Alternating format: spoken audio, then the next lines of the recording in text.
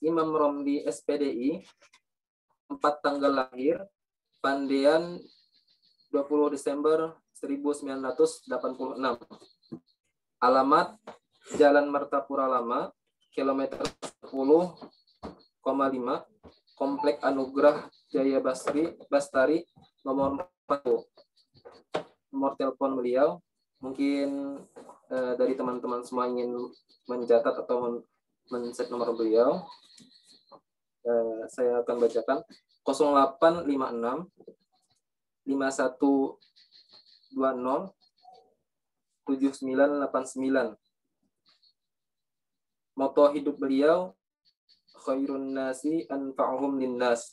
Sebaik-baik manusia adalah yang bermanfaat bagi orang lain. Riwayat pendidikan beliau, SDN Sukamaju 1, MTS Al-Huda, Ponpes Al-Huda, MA Pangkalan Bun, dan IAIN Antasari Basin. Sedangkan pengalaman organisasi beliau, Wakil Ketua Umum POSMA tahun 2009, Ketua Umum HMJ PBA tahun 2011, HMI, Ijmakat Ikatan Pelajar dan Mahasiswa Kalteng, dan Wakil Ketua Umum LPPK UIN Antasari Banjarmasin tahun 2000.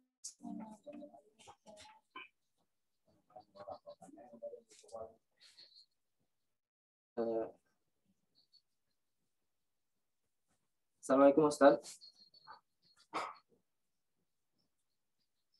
Waalaikumsalam. Apakah suara kami terdengar dan jelas? Iya, alhamdulillah terdengar dengan sangat jelas.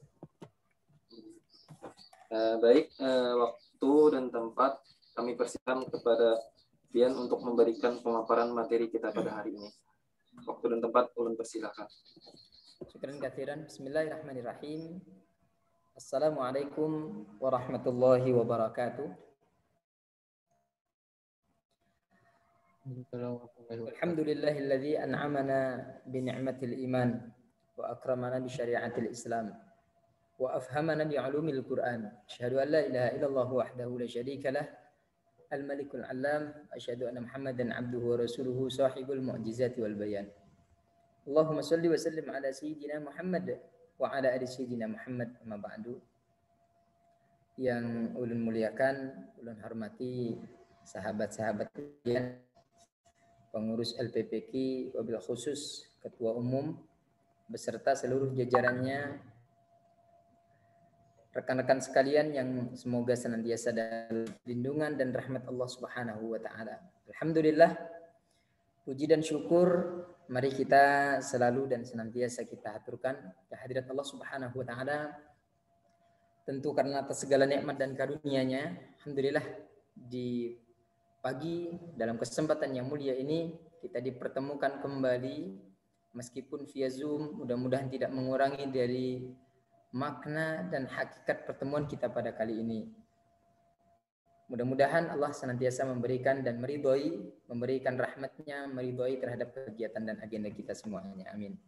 Salawat dan salam semoga senantiasa tercurah limpahkan keharibaan Nabi junjungan kita, Baginda Rasulullah Muhammad sallallahu alaihi wasallam beserta keluarga, sahabat dan pengikut beliau ila yaumil amin. Baik sahabat-sahabatku sekalian, rekan-rekan LPPK yang dirahmati oleh Allah Subhanahu wa taala. Saya ini menghadapi sekitar 66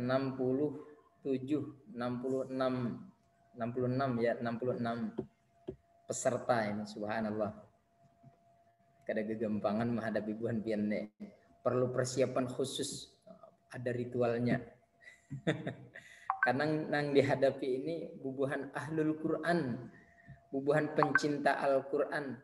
Nah, sedangkan nang menghadapi nang ini nih, nang bepandri nang ini bukan ahlul Quran.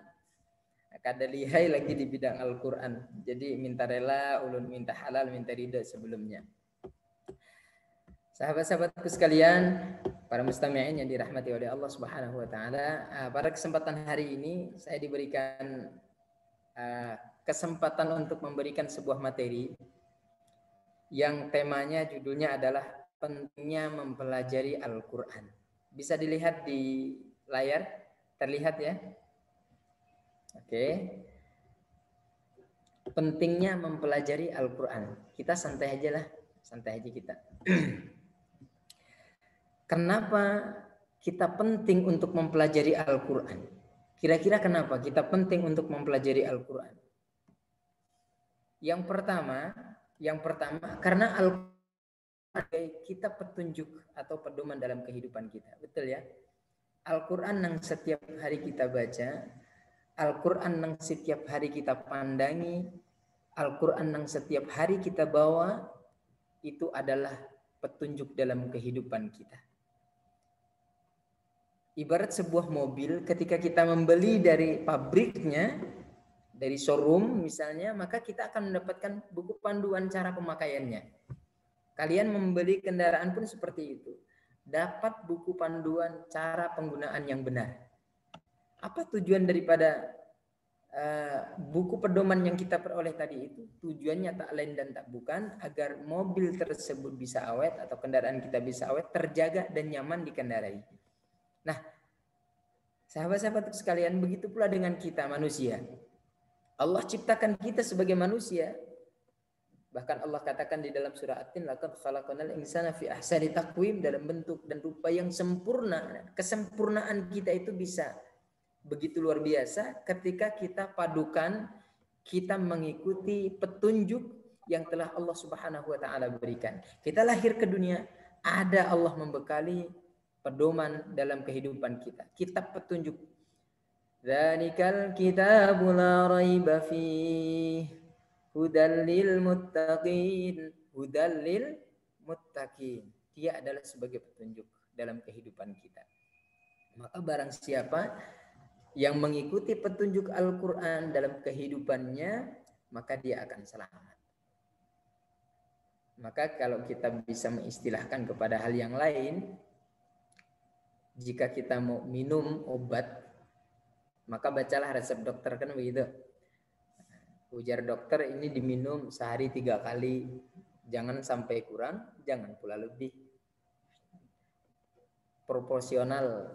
Jadi kita akan nyaman, awet, terjaga, dan selamat. Nah, orang kalau dalam kehidupan kita ini, kemudian kita mengikuti apa yang Allah pesankan dalam Al-Quran, yang Allah turunkan melalui Al-Qurannya, maka kita yang pertama akan awet.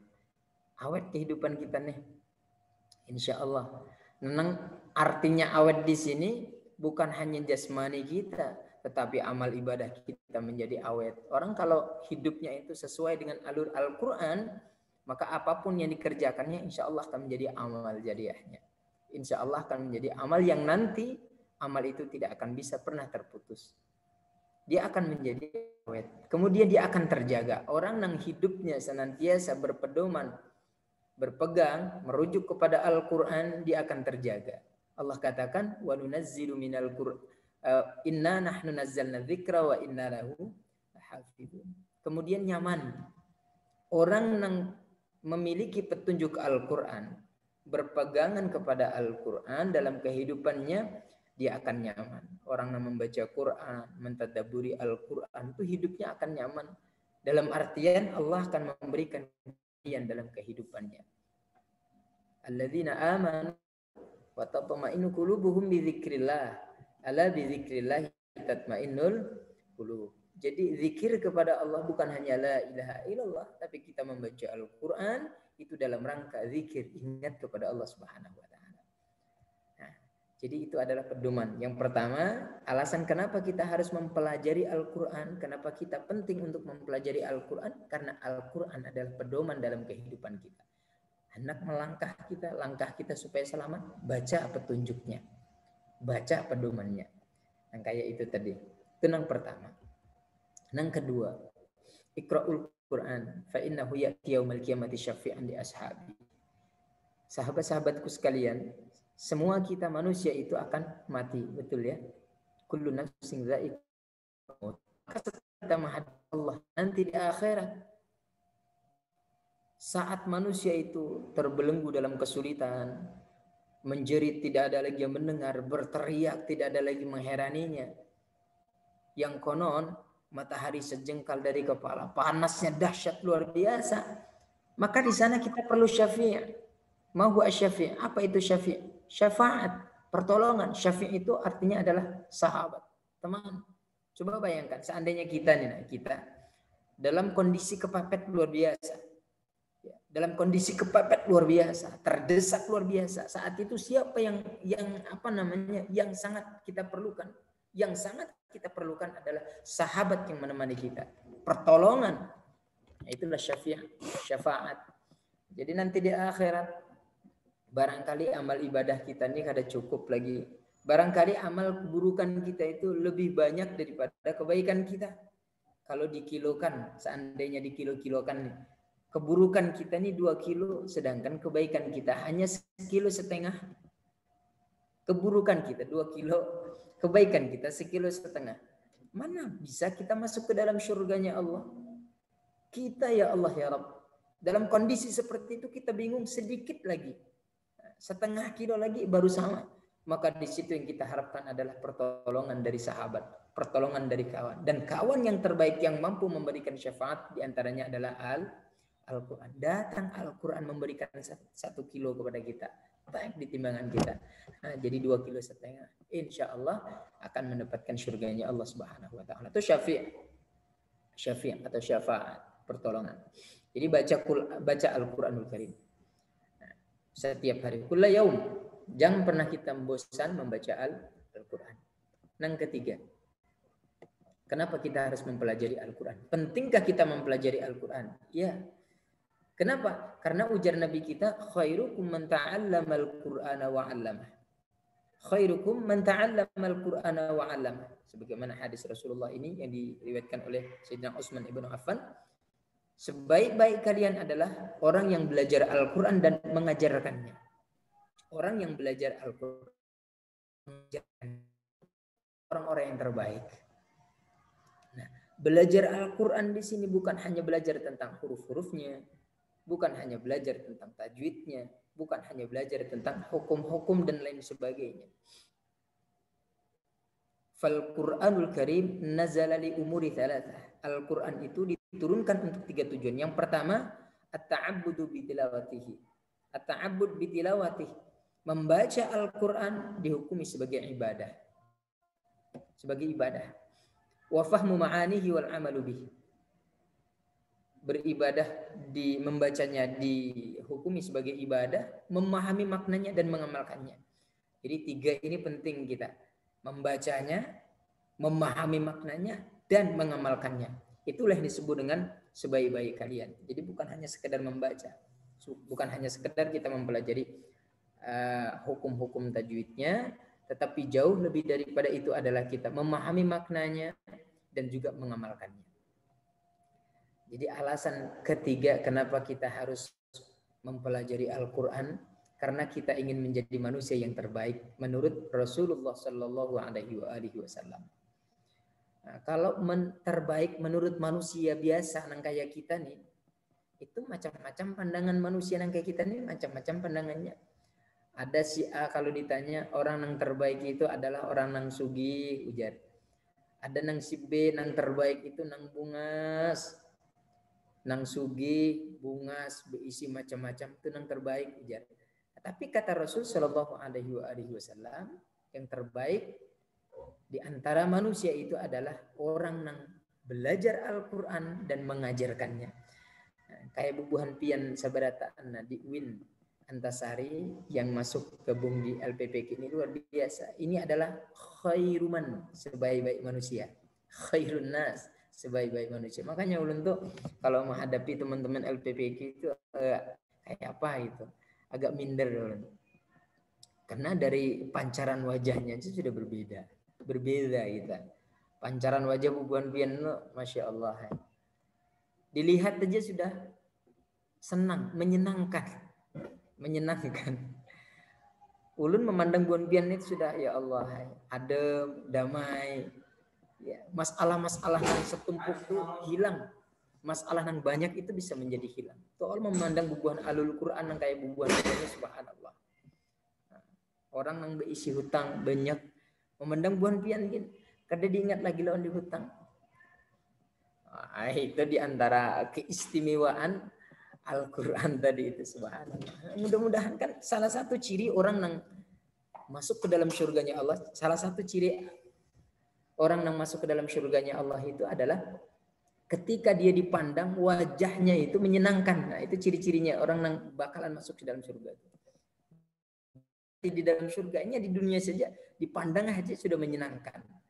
Nah, itu ciri-ciri orang ahlul jannah.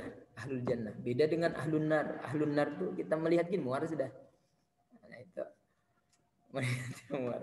Orang yang sehat melihat sidin gegeringan langsung, nah itu ahli nar tuh naudzubillah. Tetapi nang ulun hadapi nang ini, nang di LPPK nang ini, subhanallah. Ini syifaun, obat.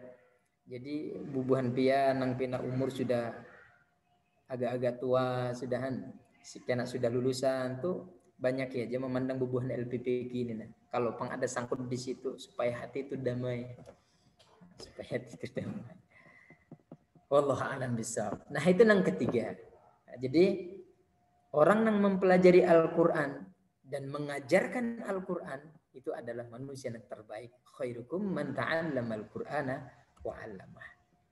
Kemudian yang keempat bahwa Rasul sallallahu alaihi wasallam bersabda nawiru buyutakum bis-shalah wa tilawatil Qur'an. Kenapa kita mempelajari Al-Qur'an? Itu adalah sebagai cahaya dalam kehidupan kita. Nah, sebagaimana kata ulun tadi itu, ketika kita senantiasa membaca Al-Quran, bahkan Al-Quran ada di dalam hati kita, aura pancaran Al-Quran itu akan tembus sampai ke wajahnya. Bukan hanya sampai wajah, tapi tempat berdiam kita, rumah kita, itu akan bercahaya. Nah, makanya berbeda orang-orang yang atau rumah-rumah yang senantiasa dibacakan Al-Quran dengan rumah-rumah yang kada suah dibacakan Al-Quran itu berbeda. Kos-kosan yang senantiasa pian sering baca Quran dengan rumah dengan kos-kosan yang tidak suah dibacakan Al-Quran itu akan berbeda. Rumah yang senantiasa dibacakan Al-Quran, maka rumah itu ibarat seperti hotel berbintang 5. Bahkan hotel yang berbintang 7. Masya Allah. Bercahaya dia. Tetapi rumah yang tidak pernah baca Al-Quran, rumah yang tidak pernah dibacakan Al-Quran, tidak pernah digunakan untuk sembahyang di sana, maka rumah itu ibarat kuburan. Taulah kuburan bian. Kuburan itu jangankan malam, siang aja kita lewat kuburan tuh ngeri. Siang aja lewat kuburan kita ngeri. Nah, di kuburan tuh ketujuh benar kuntilanak, genderuwo, dan sahabat-sahabatnya. Begitu pula dengan rumah yang tidak pernah dibacakan Al-Quran, maka rumah itu akan menjadi rumah yang gelap. Begitu pula dengan hati ini. Kalau hati kita tak pernah baca Al-Quran, tak pernah kita siram dengan cahaya Quran, maka hati itu tidak akan memancarkan cahaya. Tidak akan bisa memancarkan cahayanya. Coba lihat bubuhan nang senantiasa cinta kepada Al-Quran dan orang-orang yang hubbul Quran dan subhanallah. Nyaman kita lihat. Karena memang itulah salah satu dari mukjizat dari Al-Quranul Karim. Dan mukjizat terbesar yang Allah berikan kepada baginda Rasulullah sallallahu alaihi wasallam. Bukan ketika Rasul sallallahu alaihi wasallam mampu membelah bulan, bukan itu. Tapi mukjizat terbesar yang diterima oleh baginda Rasul adalah Al-Quranul Karim. Kenapa? Karena mukjizat Al-Quran ini sampai sekarang bisa kita lihat, bisa kita rasakan, bisa kita baca, dan tentu memberikan manfaat yang luar biasa dalam kehidupan kita. Nah, itu jadi mukjizat terbesar dalam kehidupan ini. Syekh Abdul Razak Al-Badar, hafizahullah, beliau mengatakan fa ahlul Quran wal alimuna bihi wal amiluna bima fihi. Ahlul Quran itu yang disebut dengan ahlul Quran itu mereka adalah orang-orang yang mengetahui maknanya dan mengamalkan isinya. Jadi kita jangan buru-buru kita yang mengaku diri kita sebagai ahlul Quran kalau kita belum mengamalkannya. Kita berusaha untuk memahami, mengetahui maknanya dan mengamalkannya. Jadi la bi mujarrad iqamatul huruf. Yang disebut ahlul Quran itu bukan orang yang hanya sekedar melafazkan huruf-hurufnya dengan benar. Bukan hanya itu saja. Tetapi dia memahami, mengetahui maknanya dan mengamalkannya. Makanya kita ini disunnahkan saat kita membaca Al-Quranul Karim, yang pertama adalah mentadabburi Al-Quran. Merenungkan ayat-ayatnya. Dan yang kedua adalah mengetahui maknanya. Begitu kata Imam Jalaluddin As-Suyuti.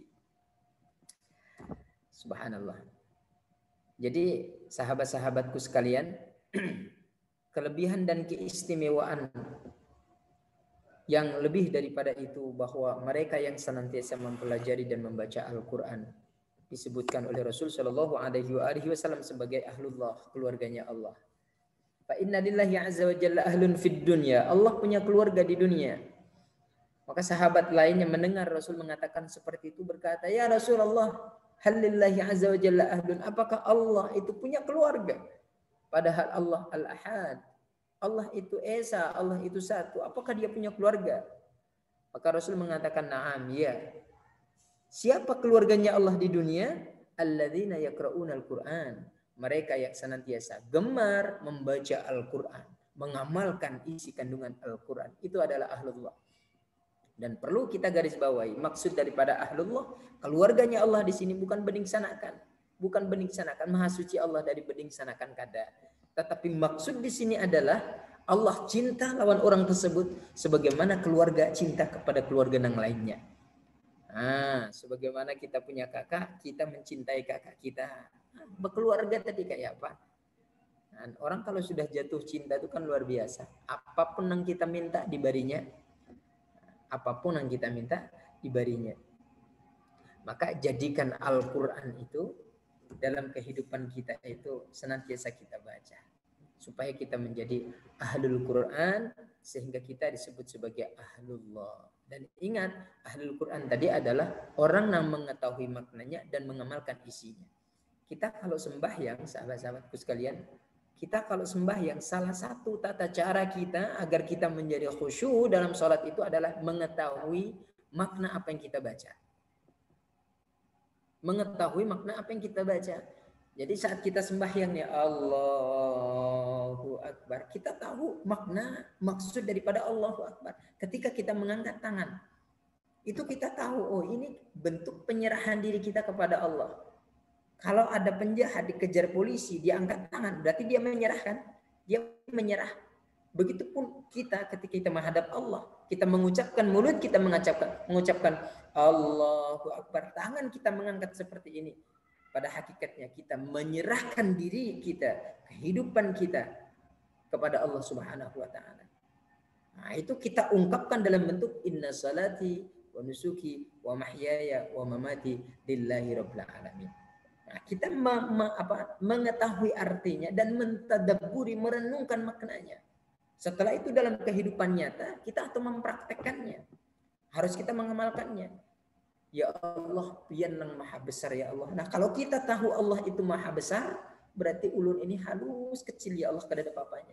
Dunia ini kecil ya Allah, gawian ini kecil ya Allah, maka pian nang maha besar itu ya Allah. Nah, kalau kita sudah menyadari, mentadabburi, merenungi maknanya dalam kehidupan kita, sesibuk apapun kita, ketika ada panggilan Allah datang, Allahu Akbar, Allahu Akbar, kita akan segera melaksanakan sembahyang. Kenapa? Karena gawian kita halus, yang besar itu Allah. Nah, itu artinya kita mengetahui maknanya dan mentadabburi artinya. Jadi saat sholat, saat membaca Al-Quran, kita disunnahkan untuk bisa mentadabburi dan mengetahui maknanya. Bismillahirrahmanirrahim. Hati kita, ya Allah, Engkau maha pengasih, maha penyayang ya Allah. Alhamdulillahirabbil alamin. Ya Allah, segala puji hanya milik-Mu ya Allah. Hamba ini kada pantas dipuji. Kayak apapun kita, kayak apapun hebatnya manusia, kada pantas dipuji ya Allah. Kenapa? Karena pian aja nang pantas dipuji itu. Nah, kayak itu tuh. Nah. Jadi kita mengetahui maknanya dan mentadabburinya. Dan tentu yang terbaik lebih daripada itu adalah mengamalkan isi kandungannya tadi. Dalam kehidupan sehari-hari jangan sombong, merendah diri, dan seterusnya. Jadi kalau berbicara masalah merendahkan diri, jangan sombong ini, ulun ingat ketika dulu di pesantren, ulun masuk ke dalam rumah Kiai Ulun. Di dalam rumah beliau itu tertulis kata-kata pujian dan sanjungan adalah racun yang mematikan. Masya Allah. Jadi ketika masuk ke dalam rumah, di sana terpampang. Beliau adalah dai kondang. Jadi ada tertulis di sana, pujian dan sanjungan adalah racun yang mematikan. Ya Allah ya Allah. Jadi kalau kita memahami kandungan daripada Al-Quran tadi, insya Allah kita tidak akan menjadi orang-orang yang sombong. Ikhwani fillah, para mustami'in, sahabat-sahabatku sekalian yang dirahmati oleh Allah Subhanahu wa taala. Selanjutnya adalah Rasulullah sallallahu alaihi wasallam bersabda, "Majtama'a qaumun fi baitin min buyutillah." Tidaklah sekelompok golongan manusia mereka berkumpul di dalam salah satu rumah dari rumah-rumahnya Allah. Mereka berkumpul di masjid, di mushola. Yaqra'una kitabahu. Di sana mereka membaca ayat-ayat Allah, membaca Al-Quran. Wa yatadabbaruna bainahum. Mereka mentadabburi Al-Quran, merenungkan kandungan Al-Quran. Illa nazalat alaihimus sakinah. Allah turunkan sakinah dalam hatinya, ketenangan jiwa. Ketenangan jiwa. Jadi orang yang duduk termenung membaca Al-Quran, apalagi titik air matanya, subhanallah, karena mengetahui kandungan Al-Quran.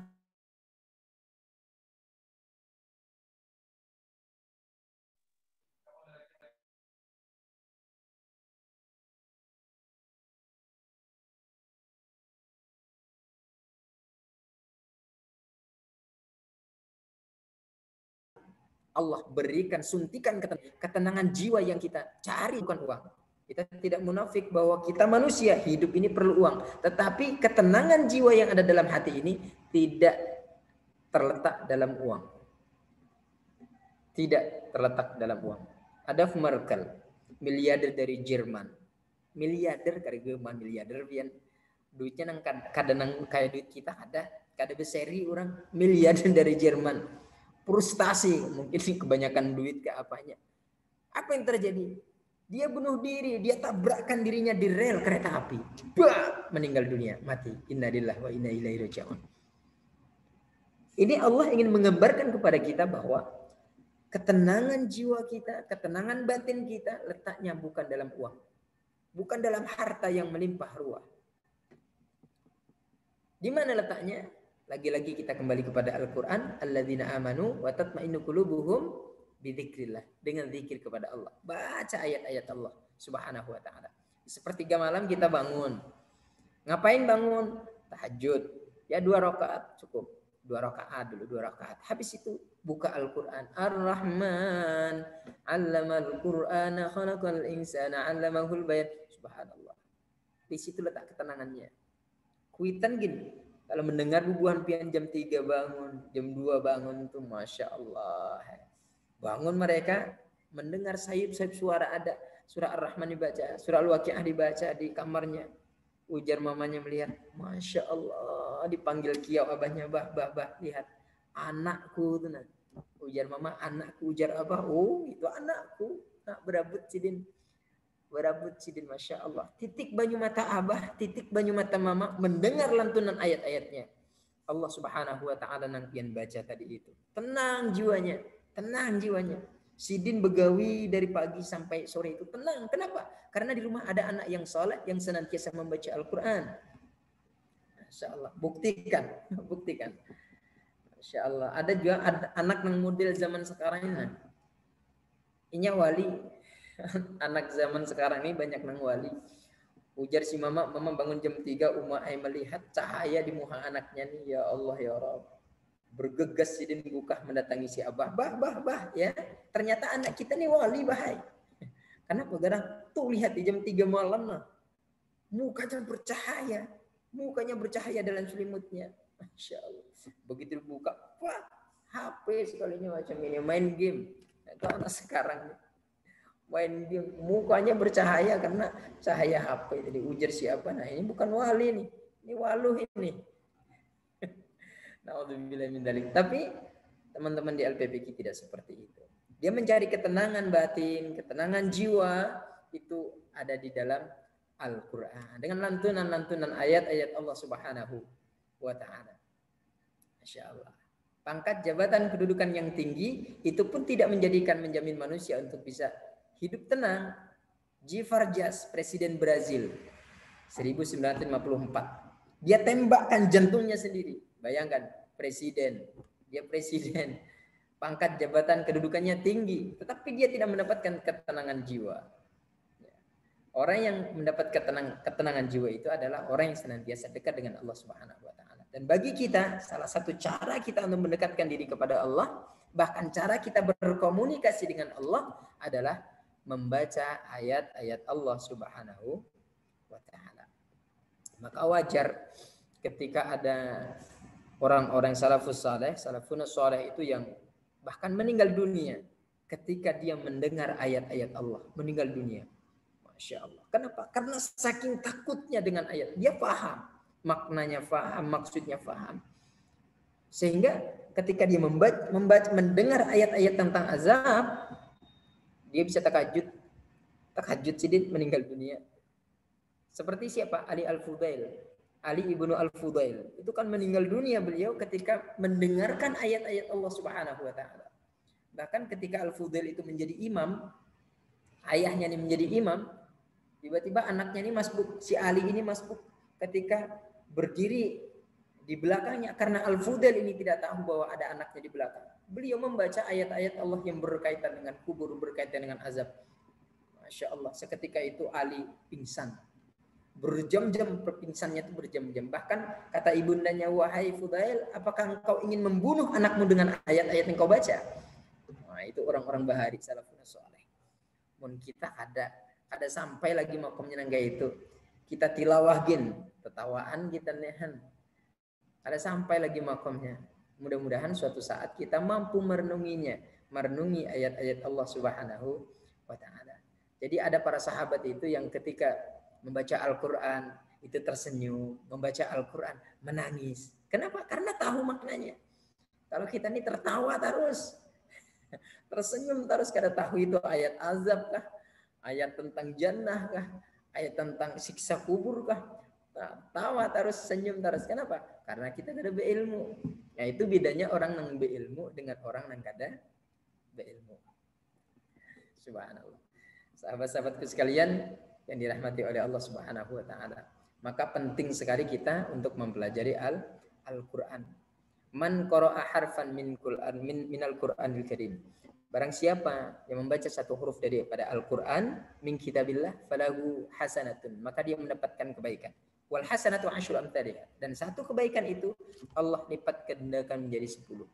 La aqulu alif lam mim harfan, kata Rasul. Aku tidak mengatakan alif lam mim itu harfan, satu huruf.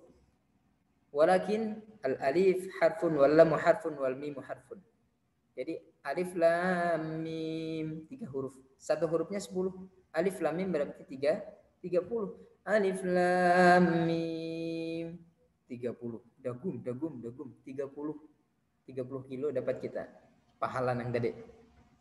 Tapi pahala itu tidak Allah tampakkan di dunia. Kalau Allah tampakkan di dunia, kita tidak akan mampu memikulnya. Nanti Allah ganti di akhirat. Subhanallah. Maka semakin banyak kita mempelajari Al-Quran, semakin banyak kita membaca Al-Quran, insya Allah semakin enteng dalam kehidupan kita. Nah, para mustami'in ikhwani fillah yang dirahmati oleh Allah Subhanahu wa Ta'ala, karena yang sudah kita bahas tadi, Al-Quran sebagai hudal lil muttaqin, sebagai petunjuk, mendatangkan syafaat, kemudian orang yang mempelajari Al-Quran itu sebagai manusia yang terbaik, kemudian karena Al-Quran itu sebagai cahaya dalam kehidupan kita, wajib hukumnya bagi kita untuk mempelajari Al-Quran. Wajib bagi kita untuk mempelajari Al-Quran. Ustadz, ya ulun ini sudah belajar Al-Quran tuh sudah ulun belajar Al-Quran, tapi kada paham lagi nah. Kada paham lalu dengan Al-Quran kayak apa ini. Setidaknya ketika kita mempelajari dengan sungguh-sungguh Al-Quran, tapi Allah masih belum memberikan pemahaman kepada kita maksud daripada ayat tersebut, setidaknya kita seperti orang buta yang berjalan di tengah malam membawa obor. Nah, obor itulah Al-Quran. Maka ada orang butanya kada bisa melihat, berjalan di kegelapan malam membawa obor. membawa obor. Maka ada orang mengatakan, hai si buta, apa fungsinya obor itu? Percuma engkau membawa obor, engkau buta tak bisa melihat. Apa kata si buta ini? Dia mengatakan bahwa meskipun aku tidak bisa melihat jalan, setidaknya orang lain tidak akan menabrakku dan orang lain bisa melihatku dengan sebab obor ini. Jadi jangan pernah putus asa kita. Jangan pernah putus asa. Pahamkah? Adakah? Nah, kita pelajari terus Al-Quran. Nah, insya Allah kalau kita istiqamah, kalau kita rajin berdoa kepada Allah Subhanahu wa taala, maka kita akan diberikan kemudahan untuk bisa memahami kandungan ayat-ayat Al-Qur'an. Terutama ayat-ayat yang kita baca saat kita sholat itu mesti kita harus tahu. Setidaknya kita tahu supaya kita bisa merenungi saat kita membaca Al-Qur'anul Karim. Saat kita membaca Al-Quran kita bisa memahami maknanya. Apa sih makna dan tujuan daripada ayat Al-Quran ini. Makanya alhamdulillah ketika kita kuliah ada mata kuliah Ulumul Quran. Di situ disebutkan dengan asbabun nuzul dan lain sebagainya. Nah, ini sangat membantu bagi kita. Sangat membantu bagi kita untuk bisa memahami Al-Quran. Mungkin kita masih belum bisa dan belum mampu untuk memahami, setidaknya ketika kita membaca ayat-ayat tersebut, kita membacanya dengan serius, membacanya dengan khusyuk, dengan harapan suatu ketika Allah memberikan cahaya dalam hati kita sehingga kita mudah untuk memahami ayat-ayat Allah Subhanahu wa taala. Itulah para ikhwani fillah rahimakumullah, pentingnya kita senantiasa belajar. Jadi belajar itu jangan jangan putus asa, jangan putus di tengah jalan. Rasul berpesan kepada kita untuk tentang belajar ini, utlubul ilma minal mahdi ilal lahdi. Tuntutlah ilmu dari buayan sampai liang lahat. Sampai liang lahat artinya long life education. Pelajaran pendidikan seumur hidup itu sudah ada sejak 1400 tahun yang lalu. Sejak 14 abad yang lalu, dan konsep itu telah diajarkan oleh Rasul Shallallahu Alaihi Wasallam, telah disampaikan oleh Rasul Shallallahu Alaihi Wasallam. Apalagi yang kita pelajari ini adalah Al-Quran, yang kita pelajari adalah Al-Quranul Karim. Dan orang-orang yang hafizul Quran, orang-orang yang senantiasa mampu menghafal Al-Quran, dia akan memberikan mahkota nanti di akhirat kepada orang tuanya. Subhanallah.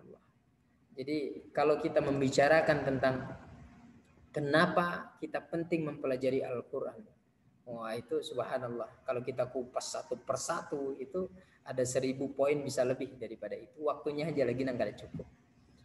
Nah itu diantara dari sekian banyak alasan pentingnya kita mempelajari Al-Quran. Jadi hanya ada 4 saja tadi yang ulun sampaikan. Mudah-mudahan ini bisa memberikan tambahan ilmu bagi kita, bagi ulun pribadi pada khususnya buan pian yang mendengarkannya. Amin ya Allah ya Rabbal Alamin. Nah insya Allah setelah ini kita diskusi, kita tanya jawab. Kalau nanti ada yang ingin bertanya, insya Allah kalau pertanyaannya bisa dan mampu ulun jawab, akan ulun jawab. Mungkin kada bisa ulun jawab, akan ulun serahkan dan lemparkan kepada orang-orang yang bisa menjawabnya. Itu saja dari ulun, minta halal minta ridho. Apabila ada hal-hal yang kurang berkenan di hati sampeyan seberata. Hadanallahu wa iyyakum ajma'in ihdinas siratal mustaqim. Assalamualaikum warahmatullahi wabarakatuh. Assalamualaikum warahmatullahi wabarakatuh. Terima kasih kepada Ustadz yang telah memaparkan materi kita pada hari ini. Selanjutnya kita memasuki sesi tanya jawab. Bagi audiens ataupun peserta yang ingin bertanya, silahkan buka kamera dan bisa juga melalui kolom chat. Untuk yang pertama 2 orang, 1 laki-laki dan 1 perempuan. Dipersilakan.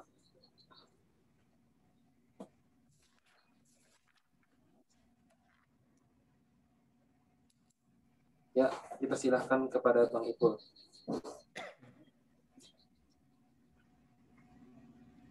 Silakan, Bang. Kedengaran suara ulun? Alhamdulillah. Ya, bismillahirrahmanirrahim. Assalamualaikum warahmatullahi wabarakatuh. Izin Waalaikumsalam. Tadi kan sudah banyak yang Pian paparkan mengenai pentingnya mempelajari Al-Quran. Nah, salah satunya tadi ada yang ulun garis bawahi, nawwiru buyutakum bisolati wa tilawatil Quran. Nah, mungkin bukan pertanyaan sih Ustaz, cuma kayak mungkin kayak tips saja gitu. Nah, kayak apa kita tuh, bagaimana cara kita tuh menumbuhkan rasa cinta kita kepada Al-Quran, karena sering sekali gitu Ustaz ulun sendiri pribadi rasakan gitu rasa jenuh dalam membaca Al-Quran itu baru membaca loh Ustaz, belum hafal gitu. Nah, kadang-kadang kita mungkin pernah punya target gitu dalam satu hari harus habis 1 juz membaca. Nah, mungkin beberapa minggu sudah terlaksana, namun pada akhirnya bisa kada terlaksana. Nah, mungkin kayak apa caranya gitu supaya kita tuh istiqomah dalam membaca Al-Quran. Itu ulun kurangi lagi setelah dulu kan misalnya sejus nih, ulun kurangi lagi jadi setengah juz nih supaya dulu nih sedikit aja yang penting istiqomah. Ternyata terkendala juga sampai pada akhirnya ulun coba 1 lembar pun ada juga kendala, pasti ada kendala gitu. Nah, mungkin kayak caranya Ustaz supaya kita tuh istiqomah dalam membaca Al-Quran dan kada jenuh lah gitu. Nah, sekian itu dah Ustaz. Terima kasih. Assalamualaikum warahmatullahi wabarakatuh. Waalaikumsalam warahmatullahi wabarakatuh. Baik, dari yang perempuannya mungkin. Silakan.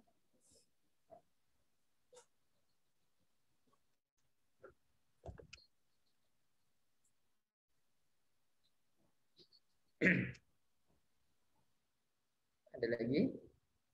Kalau tidak ada, saya jawab dulu.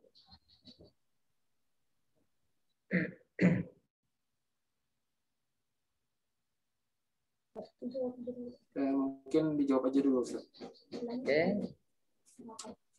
Baik, ulun akan mencoba menjawab untuk saudaraku Saiful Anwar. Terima kasih atas pertanyaannya. Kondisi seperti ini, pertanyaan seperti ini sering kali ditanyakan. Dan memang kondisi rasa bosan itu kadang menyelinap di hati kita. Bukan hanya pian, ulun aja nang gaya itu juga kadang sudah ditargetkan sehari itu harus membaca 1 halaman misalnya. Kadang ada aja kendalanya. Sehari itu harus ada menghafal 1 ayat misalnya, tapi ada aja kendalanya. Tapi yang perlu kita ingat adalah kullu tikrarin mumillun illal Qur'an. Setiap yang berulang-ulang itu membosankan illal Qur'an, kecuali Al-Qur'an. Kecuali Al-Quran. Jadi amun kita ini membaca Al-Quran bosan, lakas bosan. Nah, itu perlu kita pertanyakan hati kita. Perlu kita pertanyakan diri kita, hati kita. Barangkali dari makanan, barangkali dari ucapan. Kita ini sering halal aja makanan kita masuk ke dalam tubuh kita, tapi mulut kita nih licin. Kadang kau berucap sedikit menggibah, kadang kau sedikit-dikit kita memandirakan orang. Barangkali itu yang menyebabkan bosan. Sehingga Al-Quran itu kadang nempel di mulut kita. Al-Quran ini kadang nyaman rasanya diungkapkan di mulut yang kotor. Jadi kalau kita rasa bosan, kita harus introspeksi diri kita. Jangan salahkan Qurannya. Wah, ini Qurannya nih kada baik nih. Harus beli Quran yang harus lebih mahal. Ada masalah Qurannya. Oh, ini pas ini gara-gara LPP gini lu malas baca Quran. Karena tidak jadi. Oh, ini pasti tetanggaku nih, gara-gara tetanggaku nih pasti. Nyalahkan tetangganya pula. Salahkan diri kita sendiri. Barangkali dari makanan, barangkali dari ucapan, barangkali dari pikiran kita. Barangkali dari hati kita. Hati itu kata Imam Al-Ghazali kan seperti kaca, ya kan? Hati itu seperti kaca. Bening, pada awalnya bening. Tapi ketika lama-kelamaan banyak debu menempel. Kalau debu itu tidak kita hilangkan, maka kaca itu akan menjadi gelap. Tidak bisa kita melihat kejernihan kaca itu sendiri. Nah, kalau sudah kaca itu kotor, ya tadi yang timbul itu rasa malas. Malas beribadah, malas baca Quran, malas tahajud, dan lain sebagainya. Yang kedua dari makanan.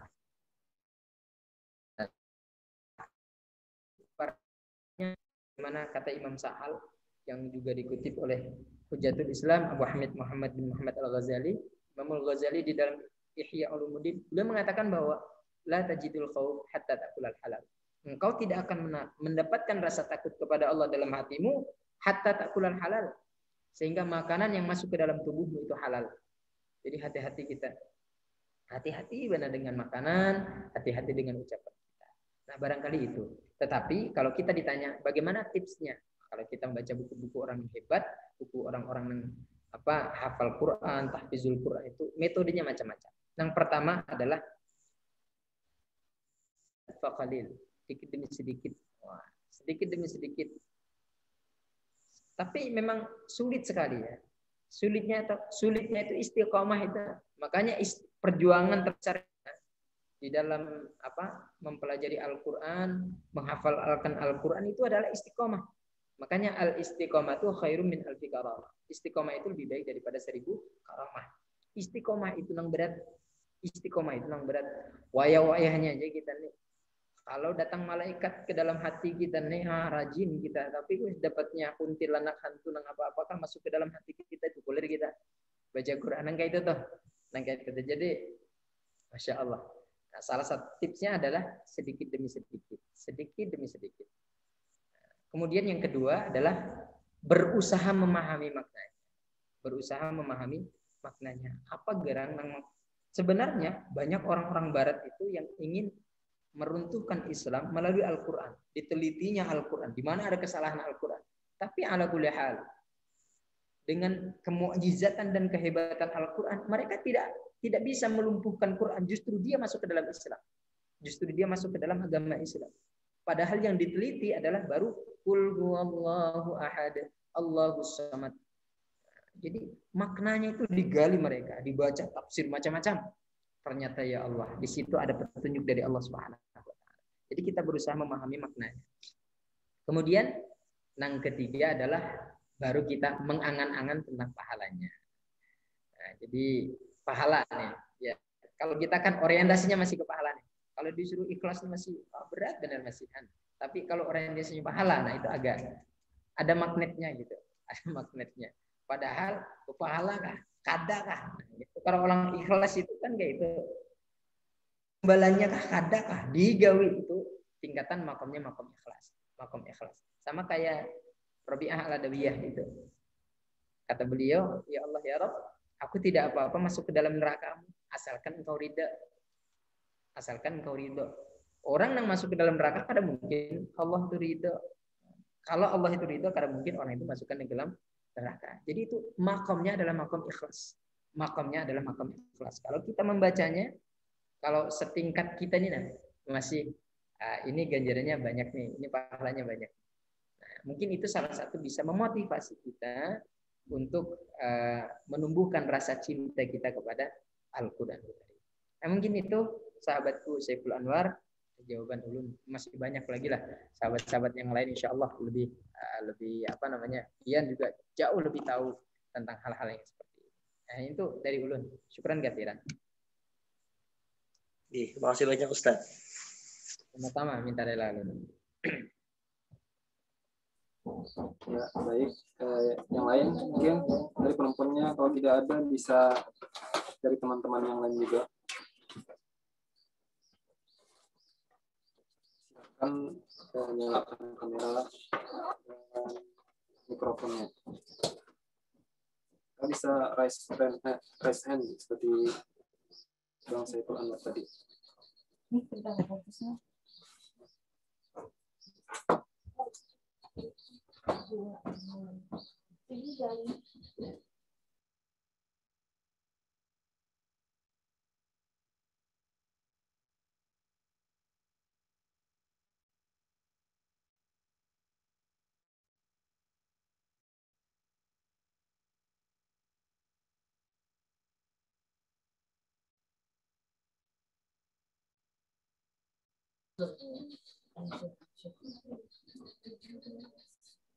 Ya, mungkin dari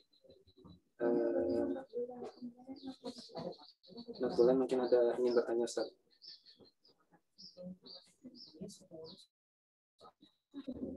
Nah, ini langsung saja Ustadz. Di sini Ulun bertanya tentang jawaban Pian tadi. Ulun penasaran yang kan tadi Pian ada menyebut yang wali itu bilang apa ridho masuk nggak apa-apa masuk neraka, yang penting Allah ridho.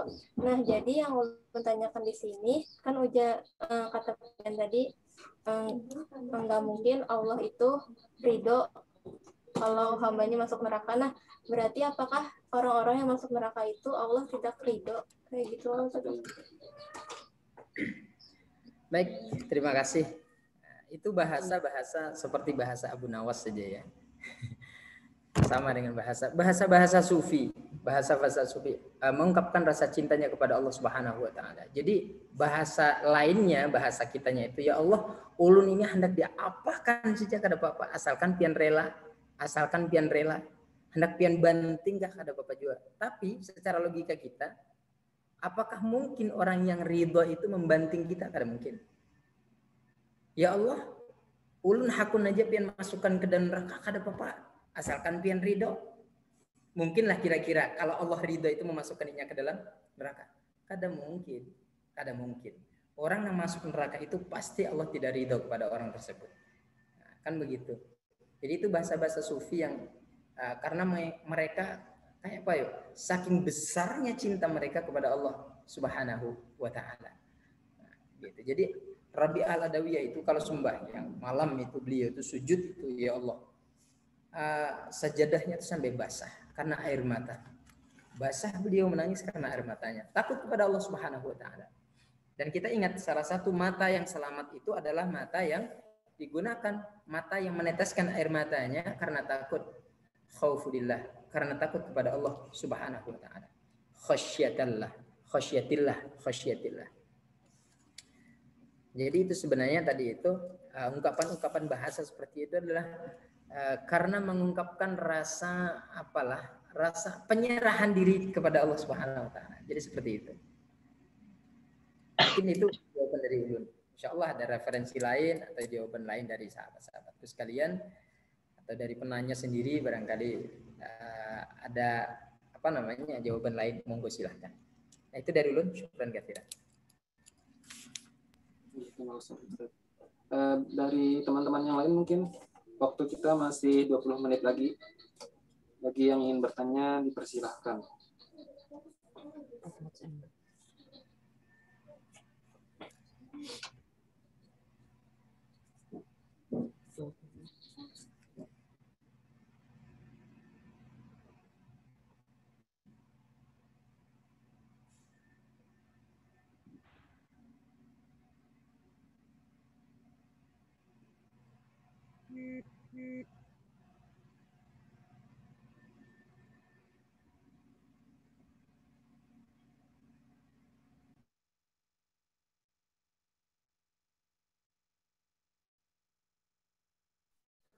Gimana yang lain? Apakah ada yang ingin ditanyakan?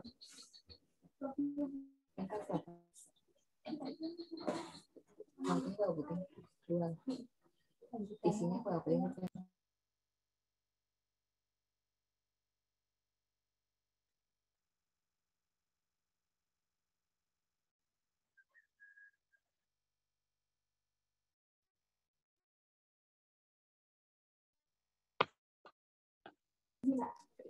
Kalau tidak ada, ulun izin bertanya Ustaz. Jadi ulun ingin bertanya Ustaz tentang mempelajari Al-Quran. Itu kan ada yang fardu ain dan ada yang mempelajari itu ada yang fardu kifayah. Ulun ingin menanyakan tentang itu Ustaz. Penjelasan dari kedua tersebut.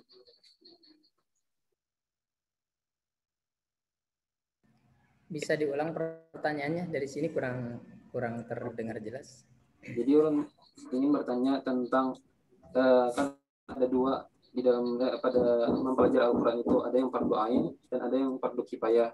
Dan ulun masih belum terlalu paham betul Ustaz tentang itu. Jadi mungkin yang bisa memperjelas itu Ustaz. Syukran katsiran. Baik, fardu ain dan fardu kifayah. Fardu ain itu hukumnya wajib bagi per individu. Itu fardu ain. Contoh salat, tilawah mempelajari Al-Qur'an itu termasuk bahagian daripada fardu ain. Fardu yang diwajibkan per individu bagi setiap muslim. Alasannya karena Al-Qur'an sebagai petunjuk. Kemudian kalau fardu kifayah itu fardu yang kalau sebahagian mengerjakan, maka sebahagian yang lain gugur kewajibannya. Jadi dalam rangka mempelajari Al-Quran tidak bisa dikatakan sebagai fardu kifayah. Kalau membaca Al-Quran atau mempelajari ilmu tentang Al-Quran disebut sebagai fardu kifayah, maka kewajiban kita gugur. Kewajiban kita gugur karena sudah banyak sahabat-sahabat kita, orang-orang lain yang sudah mempelajari Al-Quran. Tapi karena ini adalah fardu ain, maka hukumnya wajib bagi kita semuanya untuk senantiasa mempelajari Al-Quranul Karim. Tidak ada alasan bagi kita untuk tidak belajar Al-Quran. Tidak ada alasan bagi kita untuk tidak mempelajari Al-Quranul Karim. Kita berpijak, kita hidup, kita melangkah itu dalam rangka mengikuti Al-Quranul Karim. Makanya Rasul mengatakan, taraktu fikum amrain. Aku meninggalkan kepada kalian bukan gunung emas, bukan harta yang melimpah ruah, tapi dua hal saja. Yang pertama adalah kitabullah, yang kedua wasunnati rasulih.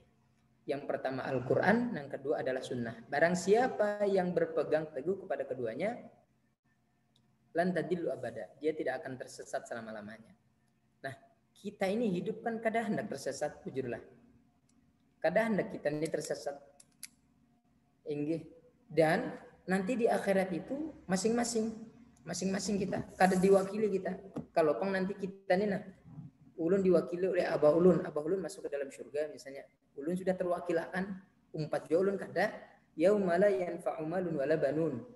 Hari itu harta dan anak-anak tidak lagi memberikan manfaat kecuali dengan izin Allah Subhanahu wa taala. Barangkali anak yang soleh bisa menolong orang tuanya dengan izin Allah Subhanahu wa taala. Tapi di saat itu manusia dalam kondisi sibuk dengan dirinya sendiri. Nah, yang mampu menentukan adalah amal kebaikannya dirinya sendiri, bukan orang lain. Bukan fardu kifayah tadi ada. Jadi per individu dan kembalinya kepada diri kita sendiri. Pian belajar Al-Quran, kembalinya kepada pian, pahalanya untuk pian. Nanti di akhirat pian juga akan mendapatkan syafi'an di ashabi tadi itu, mendapatkan syafi' tadi bubuhan pian. Ulun kada umpat ulun tergantung amal ibadah ulun. Kalau ulun baca Quran, kalau mempelajari Al-Quran, ulun dapat juga kayak itu. Jadi kayak itu tadi. Jadi kadang-kala kita disamaratakan, kadang-kala kita terwakilkan mengenai mempelajari Al-Quran ini. Mempelajari Al-Quran. Jadi kita memiliki satu kewajiban masing-masing. Kewajiban masing-masing untuk belajar mentadabburi Al-Quranul Karim. Nah, terlebih kita kan umat Islam nih. Malu dong kalau kita tidak mempelajari, tidak bisa membaca Al-Quranul Karim. Apalagi nih lelakiannya nih, bubuhan pian nih satu mat lagi kalau lah jadi bapak rumah tangga nih. Sudah ada kalau yang dilirik sudahan. Artinya bubuhan pian nih siap untuk menjadi imam, bukan imam ulun, tapi menjadi memimpin. Siapa yang pian pimpin? Yang pian pimpin adalah keluarga pian, bini pian, anak pian. Maka agar mereka ini bisa selamat sabarataan, kita pelajarkan kepada mereka Al-Quran. Kita pelajarkan mereka membaca Al-Quran. Jadi kewajiban bagi setiap kita muslim, fardu ain hukumnya mempelajari Al-Quranul Karim.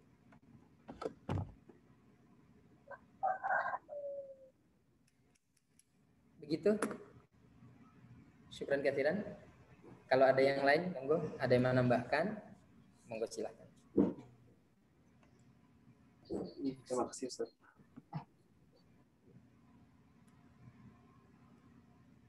Ada yang lain? Pertanyaan atau tanggapan atau tambahan? Monggo.